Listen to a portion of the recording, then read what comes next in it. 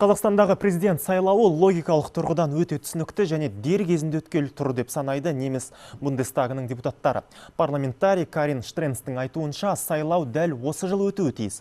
Бұл ұлттық экономиканы нығайтып, әлемді жайлап алған қиындықты еңсеруге мүмкіндік береді. Қазақстан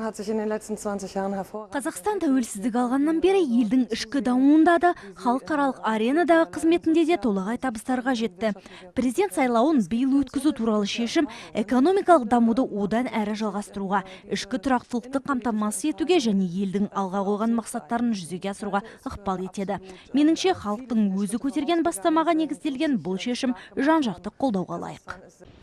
Сайлау маңызды шешім қабылдап, ақ пен қараны ажырататын мүмкіндік. Қазақстанда президент сайлауын биыл өткізу туралы ұсынысқа қатысты Британияның аса ірі қаржылық орталығының бас кеңесшісі Джордж Литл Джон осындай пікір айтты. Сайлау қазіргі уақытта Қазақстанның оңы мен солын таразылап алуына мүмкіндік береді, дейді сарапшы біздің тілшімізбен сұхбатында.